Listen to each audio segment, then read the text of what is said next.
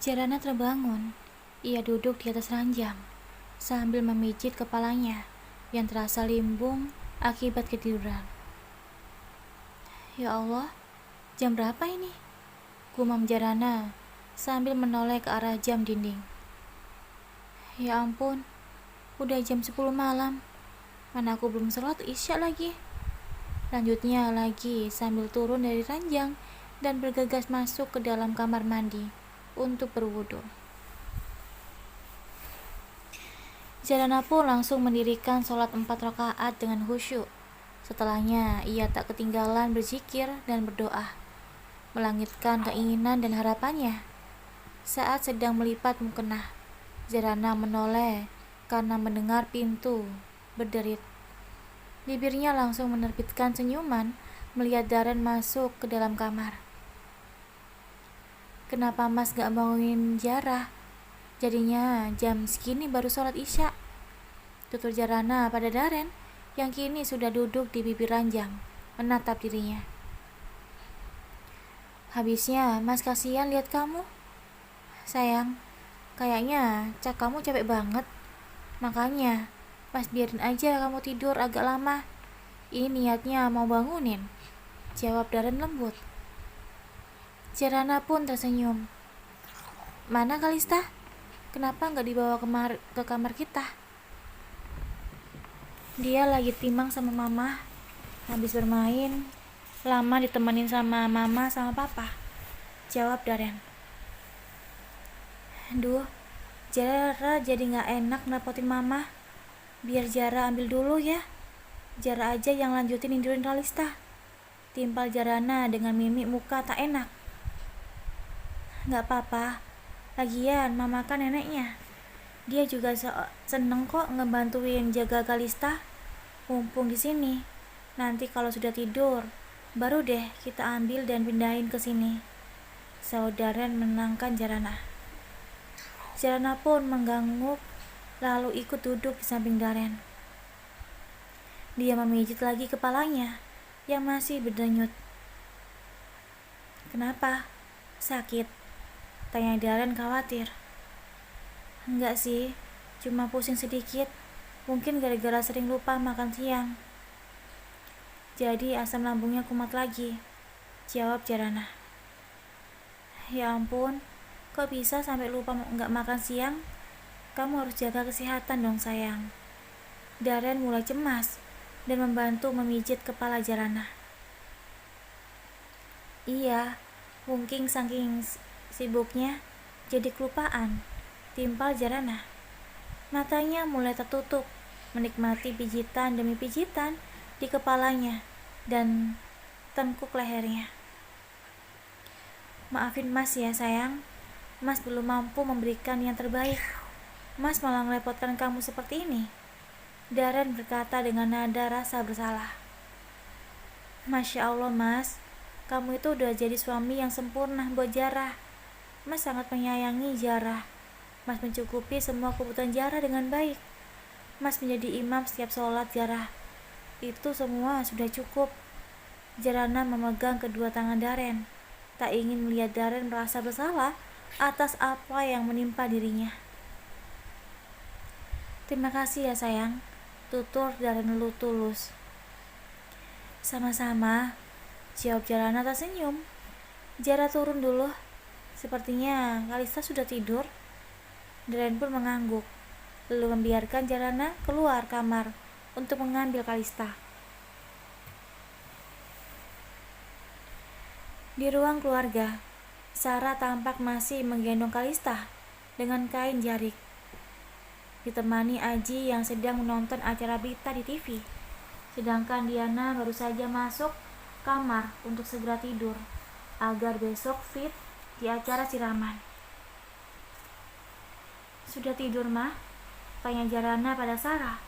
Jarana memang tidak bisa melihat mata Kalista karena bayi perempuan itu menenggelamkan wajahnya di ketiak Sarah. Kebiasaan Kalista, setiap digendong memang seperti itu. Sudah sepertinya, jawab Sarah telah mengintip sebentar mata Kalista. Maaf ya, Ma. Zara ketiduran. Jadi dah ngerepotin Mama. Timpal Jarana tak enak. Gak repot. Orang ngurusin cucu sendiri. Justru Mama yang minta maaf karena harus banyak ngerepotin kamu buat urusan cucu Mama, saut Sarah. Enggak kok, Ma. Zara justru seneng karena bagi Zarana, Kalista itu sudah seperti anak sendiri. Sangkal Jarana. Sini, Ma, biar Zara pindahin ke kamar. Mama kecapean, istirahat aja. Besok kan ada acara penting. Papa juga, jangan tidur malam-malam. Jarana menatap Sarah dan Aji bergantian. Baiklah, tapi kamu juga cepetan istirahat. Besok kondisi semua orang harus fit dan ceria. Timpal Sarah. Ia pun menyerahkan Kalista ke pangkuan Jarana. Ayo, Pak, kita tidur dulu, ajak Sarah pada Aji. Aji pun mengangguk, memastikan TV lalu menyusul Sarah yang sudah berjalan duluan menuju kamarnya. Jarana tersenyum memperhatikan pasangan suami istri yang sudah menjalin hidup rumah tangga selama lebih dari 30 tahun itu. Jarana pun berharap pernikahannya dan Darren bisa langgeng seperti itu, seperti pernikahan mertuanya. Selepas subuh, keluarga sudah sibuk untuk mempersiapkan acara siraman sekaligus pengajian. Jarana, Sarah, Darren, dan Aji bau-membau menyiapkan apa saja yang mampu mereka kerjakan. Meskipun sebenarnya sudah ada orang-orang yang mengurus segalanya, namun tetap saja mereka ingin turun tangan langsung untuk membantu. Semakin siang, suasana rumah semakin haru, apalagi saat Sarah dan Aji menggandeng Diana dari kamarnya menuju tempat siraman yang sudah disediakan. Lalu Aji dan Sarah pun mendudukkan Diana di kursi yang di sebelahnya sudah ada siram air untuk menyirami. Dengan dipandu oleh orang yang sudah ahli, Sarah dan Aji pun mulai menyiramkan air ke tubuh Diana secara bergantian. Diana yang mengenakan baju kebaya dan rok motif batik itu meneteskan air mata haru saat guyuran demi guyuran mengenai seluruh tubuhnya. Begitupun dengan Sarah dan Aji. Keduanya tidak bisa menahan rasa haru dan akhirnya membuat mereka juga menitikkan air mata. Jarana yang memang tidak pernah mengalami proses siraman seperti ini hanya ikut memperhatikan tanpa ikut berkecimpung langsung. Apalagi ia sibuk dengan Kalista. Setelah selesai dengan acara siraman, mereka pun kembali sibuk untuk acara pengajian nanti sore. Sarah dan Aji mengundang para tetangga, teman dan kerabat untuk minta doa agar acara pernikahan yang akan digelar besok berjalan dengan lancar. Begitupun agar rumah tangga anaknya sakinah, mawadah, dan warohmah. Setelah asar, orang-orang sudah berdatangan dan mulai memenuhi pelataran rumah Aji. Mereka begitu antusias mengikuti acara pengajian sekaligus syukuran ini. Sang ustadz yang diundang Aji pun memulai acara pengajian itu dengan khusyuk. Semua orang yang ikut hadir larut dalam doa-doa yang dipanjatkan, hingga acara pun berlangsung lancar dan hikmat sampai selesai. Malamnya, barulah suasana sedikit sepi karena orang-orang sudah pulang. Hanya beberapa orang saja yang masih berada di rumah itu, yang terdiri dari keluarga dekat, termasuk Jarana dan Darren yang kembali menginap malam ini. Beneran gak datang tuh Hani? Terlaluan sekali. Dia saat acara penting seperti tadi gak datang. Gerutu Darren di kamarnya. Ia benar-benar kesal dengan kelakuan Hani yang sama sekali tidak menghargai keluarganya. Sudahlah Mas, mungkin Mbak Hani memang ada kepentingan yang tidak bisa ditinggalkan. Timpal Jarana menenangkan Daren. Mungkin saja Hani besok datang. Tunggu saja, gak perlu sampai marah-marah seperti itu. Jarana mengusap-ngusap bahu Daren agar emosinya melunak. Mudah-mudahan aja, jawab Daren tak yakin. Sudahlah, lebih baik sekarang Mas cepatan istirahat. Pagi-pagi sekali kita harus sudah siap untuk akad nikah, Diana. Jarana mengingatkan. Daren mengangguk sambil tersenyum. Kamu juga. Selamat malam sayang. Selamat mimpi indah. Daren pun mengecup kening Jarana lembut sebelum akhirnya merebahkan tubuhnya di atas ranjang. Sementara di rumah Daren, Hani tengah duduk terpengkur sendirian.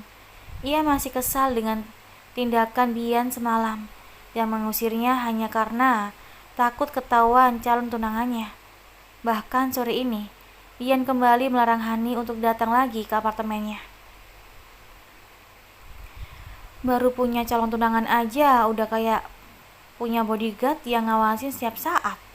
Gimana kalau udah jadi bininya? Bisa-bisa mengawasinya lebih dari detektif. Hani menggerutu sendirian. Tangannya sibuk men-scroll akun IG miliknya, membaca kolom komentar yang sudah dipenuhi oleh para penggemarnya, yang kebanyakan adalah laki-laki. Tiba-tiba Hani melihat postingan laki-laki yang baru saja dipikirkannya lewat di beranda miliknya. Biar memposting sebuah foto dengan gambar sebuah meja yang dihiasi 2 buah lilin di atasnya, diikuti dengan caption dinner. Apa Bian sedang makan malam bersama calon tunangannya itu? Pantas aja dia melarang aku untuk datang lagi ke apartemennya, pikir Hani. Bagaimana ya kalau aku memberi kejutan kepada keduanya dengan datang ke apartemen Bian? Hani tersenyum miring. Mumpung belum terlalu malam, Hani pun bergegas keluar rumah dan masuk ke dalam mobilnya. Ia pacu kendaraan roda 4-nya itu menuju apartemen Bian dengan kecepatan lumayan tinggi. Hani hanya penasaran bagaimana rupa calon tunangannya Bian, hingga Bian menolak lagi pesona dan kemolekan tubuh Hani. Sampai di apartemen Bian, Hani langsung memencet bel berkali-kali karena pintu itu tak kunjung terbuka. Apa Bian belum pulang? Gumam Hani. Karena kesal sudah menunggu cukup lama, Hani pun memberanikan diri mengirim pesan pada Bian. Lo di mana? Tanya Hani dan langsung dikirim. Menunggu balasan sambil berjalan mondar-mandir, akhirnya sebuah pesan masuk ke dalam ponselnya. Gue habis nganterin calon tunangan gue, langsung pulang ke rumah nyokap. Ada apa memangnya? Jangan bilang lo nekat datang ke apartemen gue, padahal gue udah ngelarang. Hani kesal bukan kepalang. Setelah membaca pesan itu, ia hampir saja membanting ponselnya. Hani merasa usahanya sia-sia untuk membuat calon tunangan Bian cemburu. Dini hari, suasana rumah Sarah sudah cukup riuh karena sebagian orang sudah terbangun. Beberapa kerabat Sarah yang menginap mulai mempersiapkan untuk acara akad nikah yang akan dilaksanakan pagi ini. Acara akad nikah Diana memang diadakan di rumah dan akan dihadiri oleh orang-orang terdekat saja. Setelahnya barulah acara resepsi pernikahan dilaksanakan di gedung. Jarana yang membantu Diana berdandan bersiap, memaksa adik iparnya itu sarapan terlebih dahulu sebelum acara akad. Karena terlalu bahagia dan antusias, membuat Diana terkadang melewatkan waktu makannya. Ayo makan dulu, habis makan baru dirias. Akad nikah itu grogi loh, kalau belum sarapan takutnya malah pingsan. Jarana terkekeh. Mbak ih, malah nakutin. Jarana cemberut. Bukan nakutin, tapi ngingetin. Makanya sarapan dulu biar kuat. Mbak juga mau panggil mama sama papa buat sarapan dulu. Apalagi papa yang akan jadi wali. Jarana berlalu keluar dari kamar Diana menuju kamar Sarah dan Aji. Dengan lembut, Jarana mengajak keduanya untuk sarapan terlebih dahulu. Nanti aja ya makannya, acaranya jam 8, takutnya gak keburu. Belum siap-siap juga, tolak Aji yang padahal ia grogi karena akan menjadi wali untuk pertama kali. Ayolah Pa, sedikit aja. Ini masih pagi kok, masih banyak waktu buat siap-siap.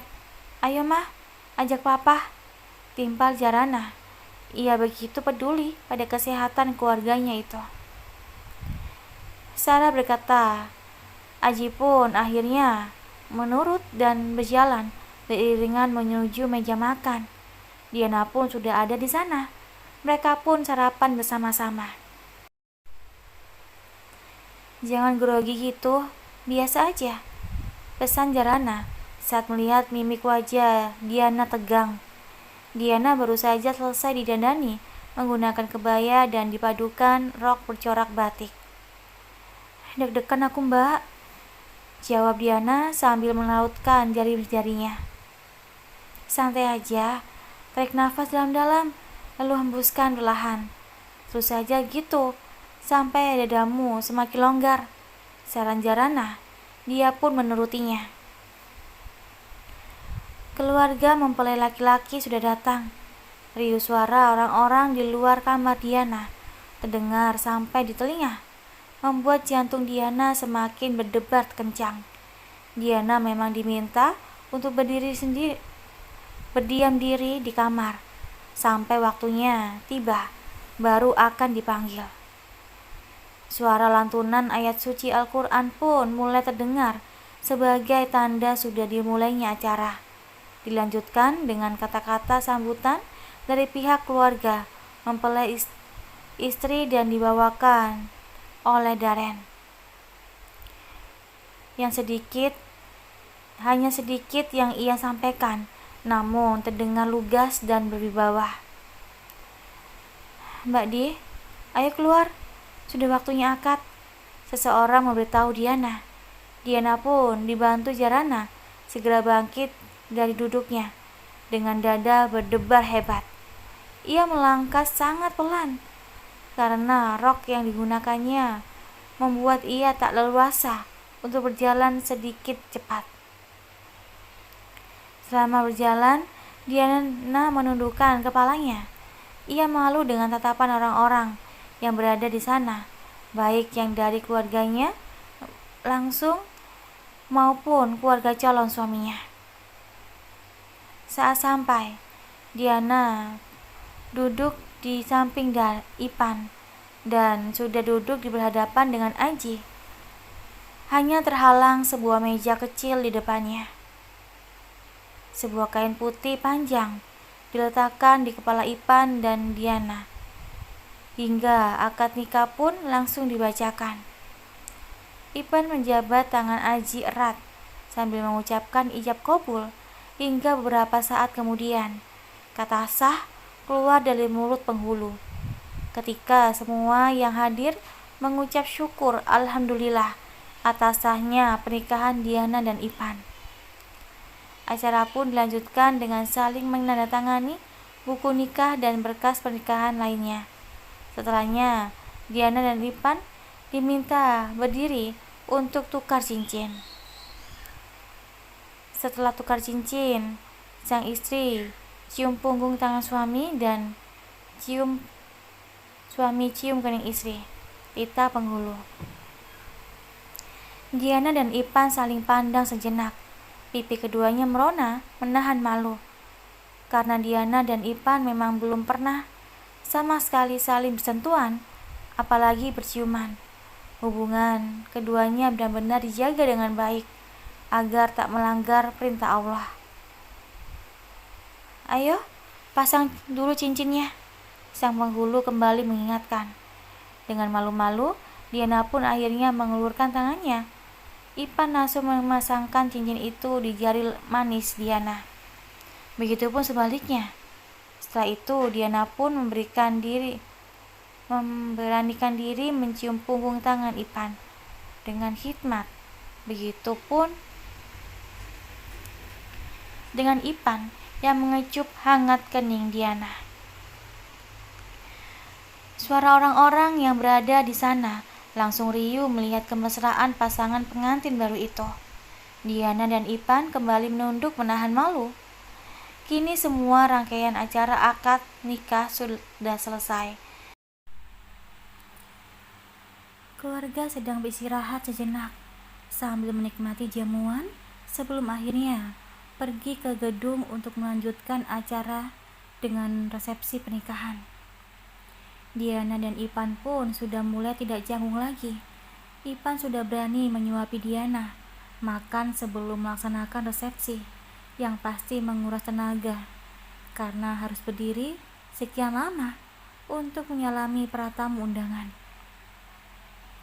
Menjelang siang, keluarga Jarana dan keluarga Ipan pun berangkat ke gedung sebelum acara resepsi pernikahan dimulai. Tentu saja mereka harus dirias terlebih dahulu. Sarah dan Aji yang sudah dirias sudah duduk di kursi di atas pelaminan. Begitupun dengan kedua orang tua Ipan, Asep dan istrinya. Acara pun akan segera dimulai. Bahkan para tamu undangan sudah mulai berdatangan. Para tamu undangan yang hadir sudah tidak sabar melihat kedua mempelai. Sebuah lagu romantis mengiringi kedatangan Diana dan Ipan. Mereka berjalan bergandengan tangan menuju pelaminan dengan diikuti suara riuh tepuk tangan dan gemuruh sorak-sorai. Hingga akhirnya, kini Diana dan Ipan sudah berdiri untuk menyalami para tamu undangan. Para tamu undangan yang tak lain adalah saudara, kerabat, teman, dan rekan keluarga kedua mempelai pun mulai mengantri untuk bersalaman dengan pengantin. Lalu dilanjutkan dengan menikmati hidangan yang disediakan. Di tengah-tengah acara, sang pembawa acara meminta Ipan dan Diana untuk mengungkapkan perasaannya masing-masing sambil berhadapan. Terima kasih sudah bersedia untuk menjadi istriku. Tetaplah menemaniku sampai kita menua kelak. Aku mencintaimu, Diana. Tutur Ipan menatap lekat wanita yang sudah menjadi istrinya itu. Tepuk tangan orang-orang yang hadir bergemuruh. Begitupun suara-suara yang baper karena keromantisan pasangan yang sudah halal di depannya. Diana juga mengungkapkan terima kasih karena Mas bersedia menjadi imam Diana. Bimbinglah Diana agar selalu berada di jalan lurus dan dalam ridha Allah. Diana juga mencintai Mas Ipan. Tutur Diana dengan kata yang tersendat-sendat karena grogi. Diana dan Ipan pun saling berpelukan, diiringi lagu romantis yang dibawakan oleh pengiring musik. Saat Ipan mengecup kening Diana, saat itu juga kembang api dinyalakan bersamaan hingga bercak cahayanya menyinari pasangan yang sedang dimabuk cinta tersebut. Setelah para tamu undangan dibuat baper oleh keromantisan Diana dan Ipan, kini waktunya lempar bunga yang akan diikuti para jomblo atau yang belum mempunyai pasangan. Yang jomblo, silakan merapat ke bagian depan.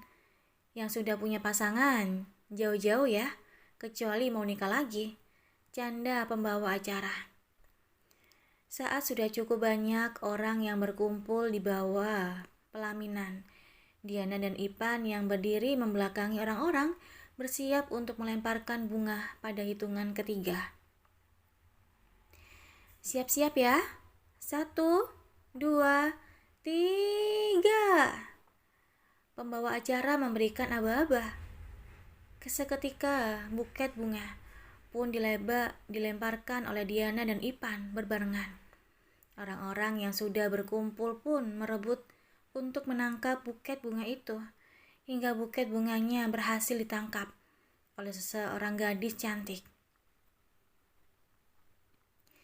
Yeay, selamat kepada Mbak yang berhasil mendapatkan buket bunga itu. Silakan naik ke pelaminan. Tita, pembawa acara. Wanita yang mengenakan dress lavender itu pun naik dengan buket bunga, masih dalam genggaman. Siapa namanya, Mbak? Tanya pembawa acara. Nindya, jawab wanita yang ternyata Nindya itu. Mbak Nindya temannya Diana atau Ipan? Tanya pembawa acara lagi. Saya sepupunya Ipan, jawab Nindya. Oh, ternyata Mbak Nindya ini masih keluarga mempelai laki-laki. Selamat ya. Mbak sudah berhasil mendapatkan buket bunganya. Semoga bisa segera menyusul untuk naik pelaminan. Ngomong-ngomong, Mbak Nindya kesini sama siapa? Pembawa acara kembali bertanya. Bersama Mas Bian, calon tunangan saya. Nindya pun menunjukkan ke arah Bian berdiri. Oh, ternyata sudah ada calonnya juga. Semoga segera naik ke pelaminan. Silakan turun, Mbak Nindya. Terima kasih. Tutur pembawa acara. Nindya pun turun dengan hati-hati dari pelaminan. Lalu kembali mengambil Bian dan berdiri di sampingnya sambil tersenyum. Sementara di sudut pesta, ada pasang mata yang melihat ke arah Nindya dan Bian dengan tatapan sinis. Hani. Dia memang datang ke resepsi pernikahan Diana. Hani tak menyangka jika di pesta itu akan bertemu dengan Bian dan calon tunangannya.